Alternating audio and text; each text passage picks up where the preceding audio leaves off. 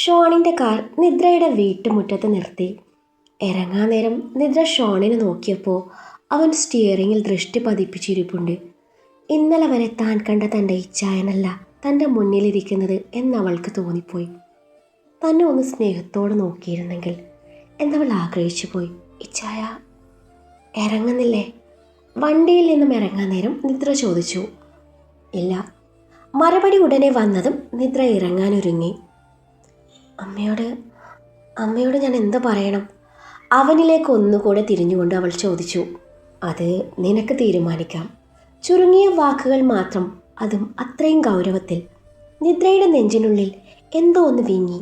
ഒരു നിമിഷം അവൾ അവനെ തന്നെ നോക്കിയിരുന്നു. ഇച്ഛായ, അവൾ മൃദുവായി വിളിച്ചു. പക്ഷേ ഷോൺ മുഖം ഉയർത്തിയില്ല.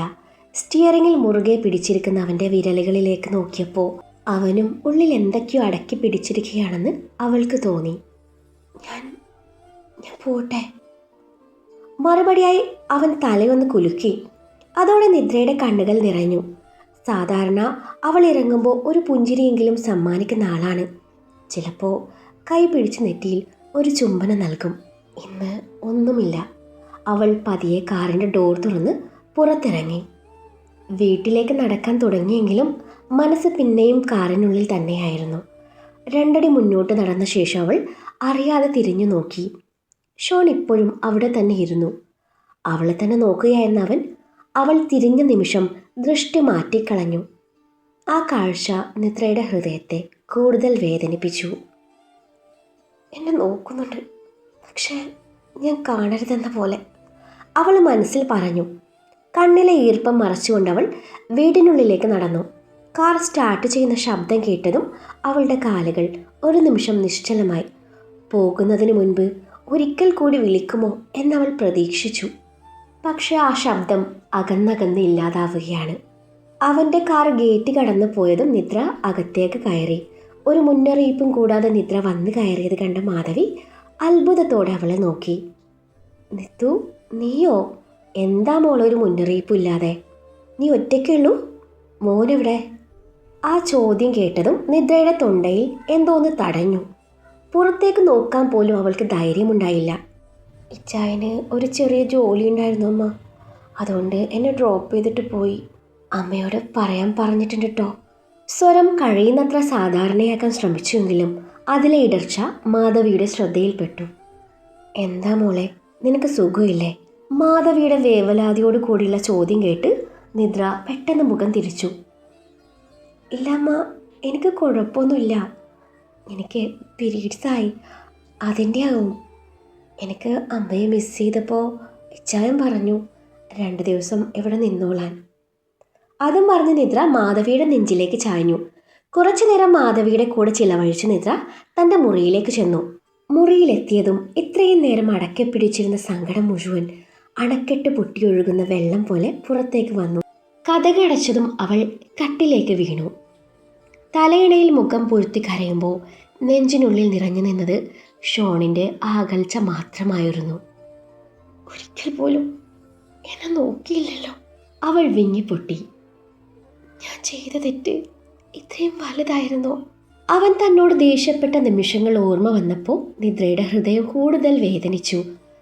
ഇച്ചായൻ ഒരിക്കലും തന്നെ ഇങ്ങനെ അവഗണിച്ചിട്ടില്ല. പക്ഷെ ഇന്ന് അവൻ തന്നെ നോക്കാൻ പോലും തയ്യാറായിട്ടില്ല. ആ ഓർമ്മയിൽ വീണ്ടും കണ്ണുനീർ ഒഴുകി. അല്പസമയം കഴിഞ്ഞപ്പോൾ ഫോൺ എടുത്തവൾ സ്ക്രീനിലേക്ക് നോക്കി. ഷോണിൻ്റെ നമ്പർ ദിൽ എന്ന പേരിൽ അവിടെ തെളിഞ്ഞു നിൽക്കുന്നത് കണ്ടതും നെഞ്ചൊന്ന് പിടഞ്ഞു. വിളിക്കണോ മെസ്സേജ് അയക്കണോ അവൾ ചിന്തിച്ചു. ഇച്ചായ എന്നോട് ഇപ്പോഴും ദേഷ്യമാണോ? അത്രമാത്രം ചോദിക്കണമെന്നുണ്ടായിരുന്നു. പക്ഷെ അവൻ്റെ ആ തണുത്ത മുഖം ഓർമ്മ വന്നതും വിരലുകൾ നിശ്ചലമായി. അവൾ ഫോൺ നെഞ്ചോട് ചേർത്ത് കണ്ണുകൾ അടച്ചു. ഇച്ചായ, ഒരിക്കലും മാത്രം എന്നൊന്ന് വിളിച്ചാൽ മതി. എന്നോടൊന്ന് സ്നേഹത്തോടെ സംസാരിച്ചാൽ മതി, അവൾ മനസ്സിൽ പറഞ്ഞു. അതേസമയം നഗരത്തിൻ്റെ മറുവശത്ത് കാർ ഓടിച്ചുകൊണ്ടിരിക്കുന്ന ഷോണിൻ്റെ മനസ്സും ശാന്തമായിരുന്നില്ല. റോഡിലേക്ക് നോക്കിയിരുന്നെങ്കിലും അവൻ്റെ കണ്ണുകൾക്ക് മുന്നിൽ വീണ്ടും വീണ്ടും തെളിഞ്ഞത് നിദ്രയുടെ നിറഞ്ഞ കണ്ണുകളായിരുന്നു. കാറിൽ നിന്ന് ഇറങ്ങുന്നതിന് മുൻപ് അവൾ തന്നെ നോക്കിയ ആ നിമിഷം, ഇച്ചായ എന്ന് വിളിച്ച ആ ശബ്ദം അവൻ്റെ നെഞ്ചിനുള്ളിൽ മുള്ളുപോലെ കുത്തി. സ്റ്റിയറിങ്ങിൽ പിടിച്ചിരുന്ന വിരലുകൾ കൂടുതൽ മുറുകി. ഒരു നിമിഷം പോലും അവളെ നോക്കാതിരുന്നത് അവളെ വേദനിപ്പിക്കുമെന്ന് അവൻ അറിയാമായിരുന്നു. പക്ഷേ നോക്കിയിരുന്നെങ്കിൽ അവളെ ചേർത്ത് പിടിക്കാതെ വിടാൻ അവന് കഴിയുമായിരുന്നില്ല. നിത്തു, അവൻ അറിയാതെ മന്ത്രിച്ചു. കാർ സൈഡിലേക്ക് ഒതുക്കി നിർത്തിയ ശേഷം ഫോണെടുത്ത് അവളുടെ നമ്പർ തുറന്നു. വിളിക്കാൻ വിരൽ അമർന്നെങ്കിലും അടുത്ത നിമിഷം അവൻ കണ്ണുകൾ മുറുക്കി അടച്ചു. ഇപ്പോൾ സംസാരിച്ച തൻ്റെ ദേഷ്യവും സങ്കടവും എല്ലാം അലിഞ്ഞു പോകുമെന്ന് അവനറിയാം. എന്നാൽ ഉള്ളിലെ മുറിവ് ഇപ്പോഴും ഉണങ്ങിയിരുന്നില്ല. ഫോൺ വീണ്ടും താഴെ വെച്ചുകൊണ്ട് അവൻ സീറ്റിലേക്ക് ചാരിയിരുന്നു. അപ്പോഴേക്കും നിദ്രയുടെ മുറിയിൽ ഫോൺ സ്ക്രീൻ വീണ്ടും തെളിഞ്ഞു. ഒരു നിമിഷം പ്രതീക്ഷയോടെ അവൾ ഫോൺ എടുത്തു. പക്ഷെ അത് ഷോണിൻ്റെ കോൾ ആയിരുന്നില്ല. ആ നിരാശയിൽ അവളുടെ കണ്ണുകൾ വീണ്ടും നിറഞ്ഞു. ഇരുവരും പരസ്പരം സംസാരിക്കാൻ ഒരുപാട് കൊതിക്കുന്നുണ്ടായിരുന്നു. പക്ഷേ വേദനയും പിണക്കവും അവരുടെ ഇടയിൽ ഒരു മതിൽ തീർത്തിരുന്നു. കരച്ചിലിനൊടുവിലെപ്പോഴോ നിദ്ര ഉറങ്ങിപ്പോയി. പിന്നീട് എഴുന്നേൽക്കുമ്പോൾ 2 മണി കഴിഞ്ഞിരുന്നു. അവൾ രണ്ടും കൽപ്പിച്ച് തൻ്റെ ഫോണെടുത്ത് ഷോണിൻ്റെ നമ്പറിലേക്ക് ഡയൽ ചെയ്തു. ഇതേ സമയം ഷോൺ രാവിലത്തെ OP ടൈം കഴിഞ്ഞു തൻ്റെ മുറിയിൽ സുഹൃത്തായ CI അജ്മലുമായി സംസാരിക്കുകയായിരുന്നു. വിഷയം മാസ്റ്ററിനെ കണ്ടെത്തുക എന്നത് തന്നെയായിരുന്നു. അതിനുള്ള തെളിവുകൾ ശേഖരിക്കുകയാണ് ഇരുവരും. ആ നേരത്താണ് നിദ്രയുടെ കോൾ വരുന്നത്. ഷോൺ തൻ്റെ പോക്കറ്റിൽ നിന്നും ഫോൺ എടുത്ത് നോക്കി. നിദ്രയാണെന്ന് കണ്ടതും അവൻ കോൾ കട്ട് ചെയ്ത് ഫോൺ തിരികെ പോക്കറ്റിലിട്ടു. അജ്മലുമായി സംസാരം തുടർന്നതും വീണ്ടും നിദ്ര വിളിച്ചു. ഷോൺ വീണ്ടും കോൾ കട്ട് ചെയ്തു. ഇമ്പോർട്ടൻ്റ് കോളാണെങ്കിൽ എടുത്ത് സംസാരിക്ക് ഷോൺ, അജ്മൽ പറഞ്ഞു. ഏയ് കുഴപ്പമില്ലടാ, ഞാൻ പിന്നെ വിളിച്ചോളാം, ഷോൺ തൻ്റെ മുഖഭാവം മാറാതിരിക്കാൻ ശ്രമിച്ചുകൊണ്ട് പറഞ്ഞു. ഇതേ സമയം ഷോൺ കോൾ കട്ട് ചെയ്തതും നിദ്രയുടെ സങ്കടം ഇരട്ടിച്ചു. അവൾ നിറഞ്ഞ കണ്ണുകൾ അമർത്തി തുടച്ചു. വാട്സാപ്പ് തുറന്ന് എന്തൊക്കെയോ ടൈപ്പ് ചെയ്ത് സെൻഡ് ബട്ടൺ അമർത്തി. അജ്മലുമായി സംസാരിക്കുന്നുണ്ടെങ്കിലും അവൻ്റെ മനസ്സ് മുഴുവൻ നിദ്രയിലായിരുന്നു. താൻ കോൾ കട്ട് ചെയ്തപ്പോൾ അവൾ വിഷമിക്കുന്നുണ്ടാവും എന്നോർത്ത് അവൻ്റെ ഉള്ളം നേറി. ആ നേരത്താണ് നിദ്രയുടെ മെസ്സേജ് വരുന്നത്. അവനത് തുറന്ന് നോക്കാതിരിക്കാനായില്ല. ഇച്ചായ, എന്താ ഫോൺ എടുക്കാഞ്ഞ്? എന്നോട് അത്രയ്ക്കും ദേഷ്യമാണോ? സോറി, എനിക്കറിയാം 1000 തവണ സോറി പറഞ്ഞാലും ക്ഷമിക്കാൻ പറ്റാത്ത തെറ്റാ ഞാൻ ചെയ്തതെന്ന്. സോറി പറയാൻ പോലും എനിക്ക് അർഹതയില്ല. ഇച്ചായൻ എന്നെ ഒഴിവാക്കുകയാണോ? അതിനു വേണ്ടിയാണോ എന്നെ പറഞ്ഞു വിട്ട്? മമ്മി പറഞ്ഞതുപോലെ അച്ഛന് വേണ്ടിയാണോ എന്നെ വിവാഹം കഴിച്ചത്? ആയിരിക്കാം. എനിക്കറിയാം ഞാൻ നിങ്ങൾക്ക് ചേർന്ന പെണ്ണല്ല അല്ലേ. ഞാൻ ഒഴിവായി തരണമെങ്കിലേ തരാം. പക്ഷേ അന്നും ഇന്നും എന്നും എൻ്റെ ഉള്ളിൽ എൻ്റെ ഇച്ഛായം മാത്രമേ ഉണ്ടാവൂ. മെസ്സേജ് വായിച്ചതും ഷോണിൻ്റെ നെഞ്ചിനുള്ളിൽ എന്തോ കുത്തിയിറങ്ങിയതുപോലെ തോന്നി. ഓരോ വരിയും അവൻ്റെ മനസ്സിൽ മുഴങ്ങി നിന്നു. പ്രത്യേകിച്ച് അവസാന വരി, അന്നും ഇന്നും എന്നും എൻ്റെ ഉള്ളിൽ എൻ്റെ ഇച്ഛായൻ മാത്രമേ ഉണ്ടാവുകയുള്ളൂ. അവൻ അറിയാതെ കണ്ണുകൾ അടച്ചു. നിദ്രയുടെ കണ്ണുനീർ നിറഞ്ഞ മുഖം അവൻ്റെ മനസ്സിലേക്ക് ഓടിയെത്തി. അവളെ വേദനിപ്പിക്കണമെന്നല്ല താൻ ആഗ്രഹിച്ചത്. പക്ഷേ അവൾ നൽകിയ മുറിവ് അത്ര പെട്ടെന്ന് മായുന്നതുമായിരുന്നില്ല. എന്താടാ, എന്തെങ്കിലും പ്രശ്നമുണ്ടോ? ഷോണിൻ്റെ മുഖഭാവം മാറുന്നത് കണ്ട് അജ്മൽ ചോദിച്ചു. ഹേയ്, ഒന്നുമില്ലടാ എന്ന് പറഞ്ഞെങ്കിലും അവൻ്റെ ശബ്ദത്തിൽ പതർച്ചയുണ്ടായിരുന്നു. അജ്മൽ അവൻ്റെ കയ്യിലെ ഫോൺ വാങ്ങി മെസ്സേജ് വായിച്ചു. വായിച്ചു കഴിഞ്ഞതും അജ്മൽ ഷോണിനൊന്ന് നോക്കി. ഷോൺ, എന്താ നിന്റെ മനസ്സിൽ? എന്തിനാ അവളിങ്ങനെ വിഷമിപ്പിക്കുന്നത്? അജു, എനിക്ക് അവളോട് ഒരു പിണക്കവും ഇല്ല. ഞാൻ അവളെ വീട്ടിൽ കൊണ്ട് വിട്ടത് അവളോടുള്ള ദേഷ്യം കൊണ്ടല്ല. അവൾക്കിപ്പോൾ വയ്യ. എൻ്റെ വീട്ടിലാണെങ്കിൽ മമ്മി അവളെ പണിയെടുപ്പിച്ച് കൊല്ലും. അവളാണെങ്കിൽ മറുത്തൊരക്ഷരം പറയാതെ എല്ലാം ചെയ്യും. എൻ്റെ മമ്മി ഒരുപാട് മാറിപ്പോയടാ. അവളെ ശത്രുവിനെ പോലെയാ കാണുന്നത്. ഓരോന്ന് പറഞ്ഞ് കുത്തി നോവിപ്പിക്കും. എൻ്റെ കൂടെ ജീവിക്കാൻ തുടങ്ങിയത് പിന്നെ അവളും ആകെ മാറിപ്പോയി. അവളല്ലാതായിട്ടാണ് അവിടെ ജീവിക്കുന്നത്. എനിക്ക് വേണ്ടത് എൻ്റെ പഴയ നിദ്രയ. ഒന്ന് പറഞ്ഞാൽ 10 തിരിച്ച് പറയുന്ന ആ പഴയ വായാടിപ്പെണ്ണ്. അതുവരെ അവൾ അവളുടെ വീട്ടിൽ നിൽക്കട്ടെ.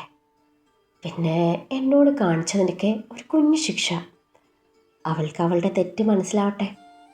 കൂടിപ്പോയ 2 ദിവസം, അതിനപ്പുറം ഈ പിണക്കം നീളില്ല. കാരണം എനിക്കവളെ പിരിഞ്ഞിരിക്കാൻ പറ്റില്ലടാ. ഇപ്പം തന്നെ ശരിക്കും മിസ് ചെയ്യുന്നുണ്ട്.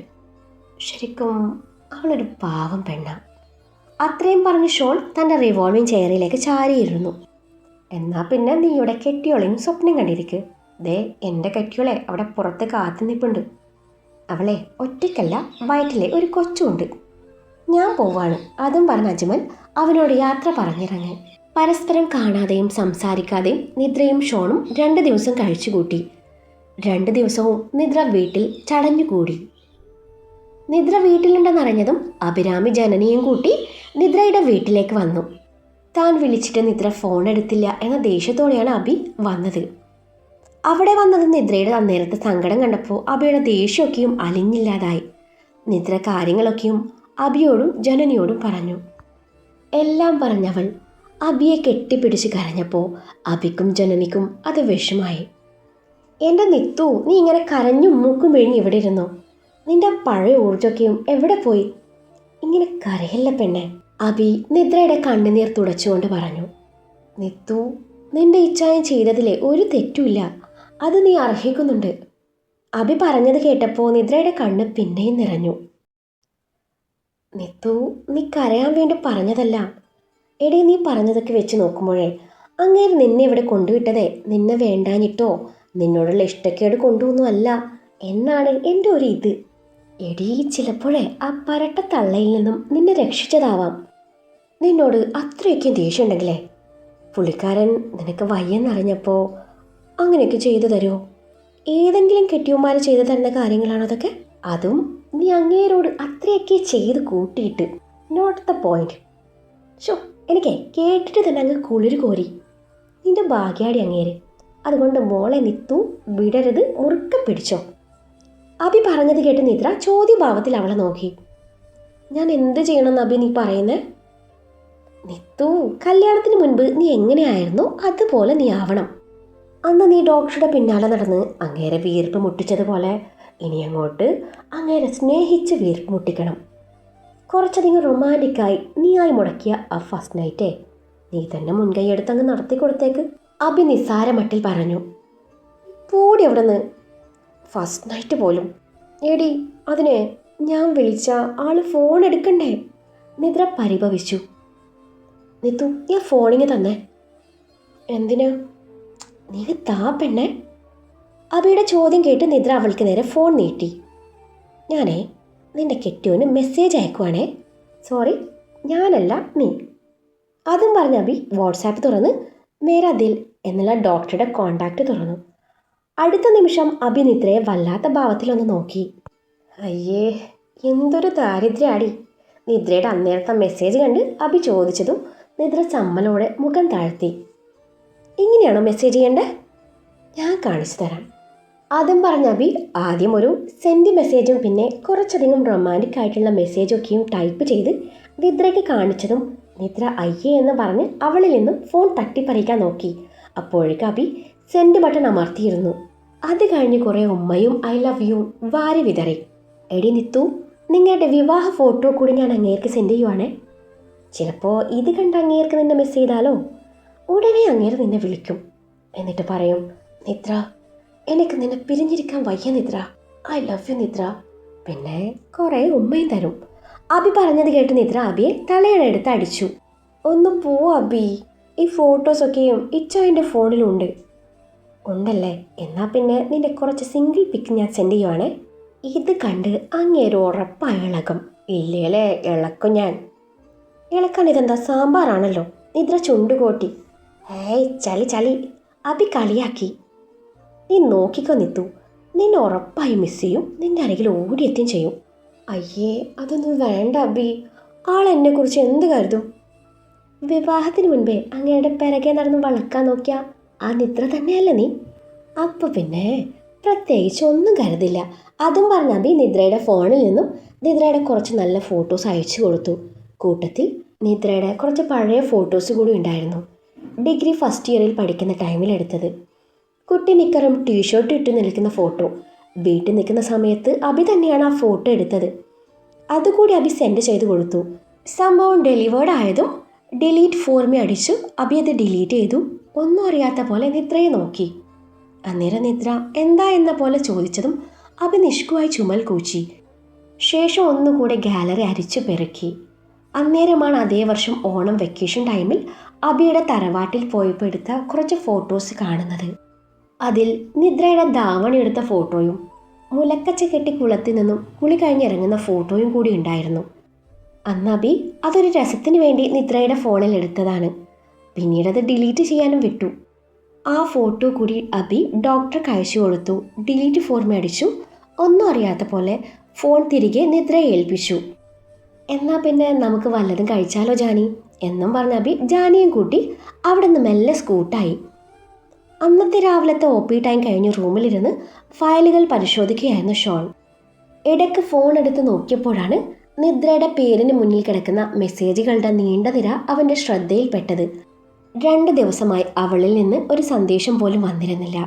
അതുകൊണ്ട് തന്നെ ആ പേര് കണ്ട നിമിഷം അവൻ്റെ നെഞ്ചൊന്ന് പിടഞ്ഞു. അവൻ വാട്സാപ്പ് തുറന്ന് ആദ്യം കണ്ടത് നീളം മെസ്സേജ്. ഇച്ചായ, എന്നോടിപ്പോഴും ദേഷ്യമാണോ? ഞാൻ ചെയ്തതൊക്കെ തെറ്റാണെന്നറിയാം. പക്ഷേ ഇച്ചായൻ എന്നോട് മിണ്ടാതിരിക്കുന്നത് എനിക്ക് സഹിക്കാൻ പറ്റില്ല. മെസ്സേജിന് പിന്നാലെ കുറേ ഹാർട്ടുകളും ഉമ്മകളും. അടുത്ത മെസ്സേജ് തുറന്നപ്പോൾ അവൻ്റെ ചുണ്ടിൽ അറിയാതൊരു പുഞ്ചിരി വിരിഞ്ഞു. സാഹിത്യം കൂടി കലർന്നൊരു ടെക്സ്റ്റ് മെസ്സേജ്. കീഴെയായി ഇച്ചായൻ്റെ മാത്രം നിത്തൂസ് എന്ന് കാണാം. ഐ ലവ് യു ഇച്ചായ. അതിന് പിന്നാലെ 10-15 ഉമ്മ സ്മൈലികൾ. അടുത്തതായി വിവാഹ ഫോട്ടോകൾ. നിദ്രാവിൻ്റെ നെഞ്ചിലേക്ക് ചേർന്ന് നിൽക്കുന്ന ചിത്രം. അത് കണ്ടപ്പോൾ 2 ദിവസമായി മനഃപൂർവ്വം അടക്കി വെച്ചിരുന്ന വികാരങ്ങൾ ഉള്ളിൽ വീണ്ടും ഇളകി തുടങ്ങി. അവൻ ഫോട്ടോയിൽ വിരൽ കൊണ്ട് അവളുടെ മുഖത്ത് മെല്ലെ തൊട്ടു. എൻ്റെ കുഞ്ഞു പെണ്ണെ. ചുണ്ടിൽ നിന്നും പതിയെ ആ വാക്കുകൾ വീണു. പക്ഷെ അടുത്ത നിമിഷം സ്ക്രീനിൽ തെളിഞ്ഞ ചിത്രം കണ്ടതും അവൻ്റെ കണ്ണുകൾ വിടർന്നു. കുട്ടി നിക്കറും ടീഷർട്ടും ധരിച്ച് കുസൃതിയോടെ ചിരിക്കുന്ന ഫോട്ടോ. അവളുടെ ശരീരത്തിലൂടെ അവൻ്റെ കണ്ണുകൾ ഒഴുകി നടന്നു. അതിൽ നിന്നും അവന് വ്യക്തമായി തൻ്റെ കുഞ്ഞുപെണ്ണ് ഈ ഫോട്ടോയിൽ അതിലും കുഞ്ഞാണെന്ന്. ഷോണിൻ്റെ ചിരി ഒന്നുകൂടെ വലുതായി. ഇതൊക്കെ എന്തിനാ ഇപ്പം എനിക്ക് അയച്ചത്? അവൻ ചിന്തിച്ചു. അവൻ ഓരോ ചിത്രവും നോക്കി. ഓരോ ഫോട്ടോയിലും നിദ്രയുടെ നിഷ്കളങ്കമായ ചിരി. അവളെ ആദ്യമായി കണ്ടത് മുതൽ ഇന്ന് വരെയുള്ള ഓർമ്മകൾ മനസ്സിലേക്ക് ഒഴുകിയെത്തി. അടുത്ത ഫോട്ടോ തുറന്ന നിമിഷം അവൻ്റെ കണ്ണുകൾ വിടർന്നു. സ്ക്രീനിൽ തെളിഞ്ഞത് ധാവണി എടുത്ത് നിൽക്കുന്ന നിദ്രയായിരുന്നു. ഷോൺ കുറച്ചുനേരം ആ ഫോട്ടോയിൽ നോക്കിയിരുന്നു. ആ ചിത്രത്തിൽ നിറഞ്ഞു നിന്നിരുന്ന ഭംഗി അവനെ പിടിച്ചിരുത്തി. അവൻ പതിയെ അടുത്ത ഫോട്ടോയിലേക്ക് സ്വൈപ്പ് ചെയ്തു. അത് കണ്ട നിമിഷം അവൻ്റെ ഹൃദയം ഒന്ന് മിടിപ്പ് തെറ്റി. കുളത്തിൽ നിന്നും കയറി വരുന്ന നിദ്ര. നനഞ്ഞൊട്ടിയ ശരീരം, മുഖത്ത് വെള്ളത്തുള്ളികൾ, കണ്ണുകളിൽ നാണം കലർന്ന ചിരി. ഒരു നിമിഷം ഷോൺ ഫോൺ താഴെ വെച്ചു. ആഴത്തിൽ ശ്വാസം വലിച്ചു. ശേഷം വീണ്ടും ഫോൺ എടുത്ത് ചിത്രം നോക്കി. അവൻ്റെ കണ്ണുകൾ അടുത്തതായി ചെന്നത് അവളുടെ കുഞ്ഞു മാറിടുക്കിലേക്കാണ്. ഷോൺ ആഞ്ഞൊരു ശ്വാസം വലിച്ചു. തൻ്റെ തല കുടഞ്ഞു. ദൈവമേ, ഈ പെണ്ണിതെന്ത് ഭാവിച്ച? ഷോ, ഈ ഫോട്ടോയൊക്കെ ഫോണിൽ വെച്ച് എങ്ങനെയാ ഞാൻ സമാധാനത്തോടെ നിൽക്കുക? അവൻ നേർത്തൊരു ചിരിയോടെ ഫോൺ പോക്കറ്റിലിട്ട് തൻ്റെ ചെയറിലേക്ക് ചാരിയിരുന്നു. അന്ന് രാത്രിയിൽ ഷോൺ ഹോസ്പിറ്റലിൽ നിന്നും വീട്ടിലെത്തിയതേ ഉള്ളൂ. മുറിയിലെത്തിയതും അവന് നിദ്രയെ വല്ലാണ്ട് മിസ് ചെയ്തു. ഷോട്ട് മാറുന്നതിനിടയിലാണ് നിദ്രയുടെ കോൾ വരുന്നത്. സ്ക്രീനിൽ തെളിഞ്ഞ പേര് കണ്ടതും ഷോണിൻ്റെ ചുണ്ടിൽ അറിയാതൊരു ചിരി വിരിഞ്ഞു. നിദ്ര കോളിംഗ്. അവനൊരു നിമിഷം പോലും വൈകിക്കാതെ കോൾ അറ്റൻഡ് ചെയ്തു. ഉള്ളിലുള്ള സന്തോഷം മറച്ചു പിടിച്ചവൻ ഗൗരവത്തിൻ്റെ മുഖംമൂടി അണിഞ്ഞു. ഹലോ. അവൻ്റെ ശബ്ദം കേട്ടതും മറുവശത്ത് കുറച്ച് നിമിഷങ്ങൾ നിശബ്ദത മാത്രമായിരുന്നു. എന്താ ഒന്നും മിണ്ടാത്തെ? അവൻ ചോദിച്ചു. ഒന്നുമില്ല.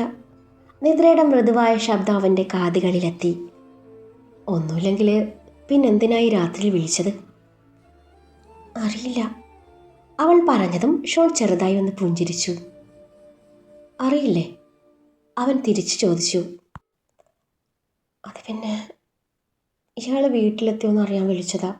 അവളുടെ ആ വാക്കുകൾ കേട്ടതും അവൻ്റെ മനസ്സിലുണ്ടായിരുന്ന ക്ഷീണം പകുതിയായി കുറഞ്ഞു.